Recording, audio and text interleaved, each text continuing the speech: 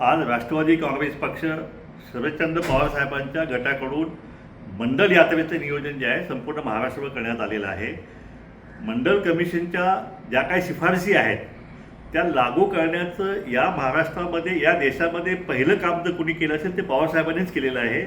याची आठवण मला या प्रसंगी येत आहे, कारण 2094च्या आसपास जालन्यामध्ये शिवाजी बापू शेंडगे आणि छगन भुजबळ साहेबांनी 2 लाख ओबीसीचा मेळावा घेतला आणि त्याच्यामध्ये त्यांनी हा निर्णय जाहीर केला. पण त्यानंतर गेल्या 30 वर्षामध्ये ओबीसी आरक्षणाची अक्षरशः फरफट जी आहे ती या महाराष्ट्रामध्ये आणि देशामध्ये झाली. आत्ता कुठं या ओबीसीला चांगले दिवस आले असं म्हणायला हरकत नाही, कारण प्रत्येक पक्ष आता ओबीसीच्या मागण्या घेऊन आज लढत आहे. एकीकडं काँग्रेस पक्षाचे नेते राहुल गांधींनी सुद्धा जातनिहाय जनगणनेचा मुद्दा जो आहे तो आयव्यावर आणला आणि या देशाच्या केंद्र सरकारला त्याचा निर्णय घेण्यास त्या ठिकाणी भाग पाडलं गेलं.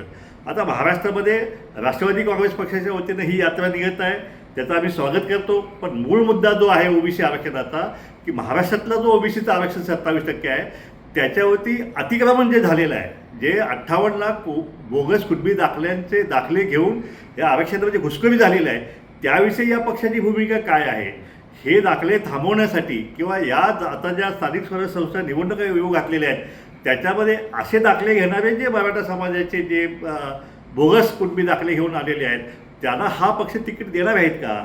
आणि अशावेळी ह्या ओबीसीच्या आरक्षणाचं संरक्षण जे आहे ते कसं करणार आहे हा मूळ प्रश्न आहे, संपूर्ण महाराष्ट्रातील ओबीसीच्या मनामध्ये आहे.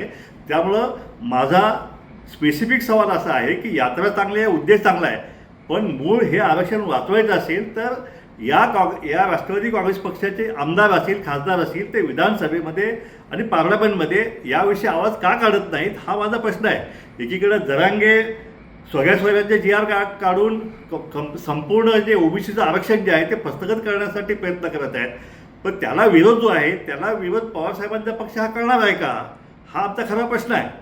एकंदरीत यात्रा काढली चांगला आहे, यातून काहीतरी चांगलं घडावं. या संपूर्ण ज्या शिफारसी ज्या आहेत त्या शिफारसी आज तागायत संपूर्णपणे लागू झालेल्या नाहीत. माझी मागणी आहे की हा पक्ष जो आहे आता तरी निदान या मंडल कमिशनच्या शिफारसी ज्या आहेत त्या 100% लागू करण्याची मागणी जी आहे या यात्रेच्या माध्यमातून करतील अशी मी या यात्रेकडून अपेक्षा करतो.